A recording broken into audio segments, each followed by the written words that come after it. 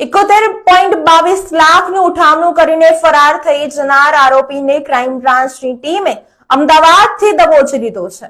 જી હા દર્શક મિત્રો, અભિનવ ગોલ્ડ સ્કીમમાં લોભામણી જાહેરાતો આપતો હતો અને સભ્ય બનાવતો હતો, જેમાં 220 થી વધારે સભ્યો પાસેથી 81 થી વધુ લાખ તેને ઉઘરાવ્યા હતા અને ભેજાબાજને કેટલાય સમયથી પોલીસ શોધી રહી હતી। આ ભેજાબાજની ફરિયાદ વડોદરા ક્રાઇમ બ્રાન્ચને સોંપવામાં આવી હતી। 13 વર્ષ બાદ તેને રાજસ્થાનમાંથી તે અમદાવાદ પોતાના પુત્રને ત્યાં આવ્યો છે તેવી બાતમી ક્રાઇમ બ્રાન્ચને મળતાની સાથે જ ક્રાઇમ બ્રાન્ચની ટીમે તેને દબોચી લીધો હતો।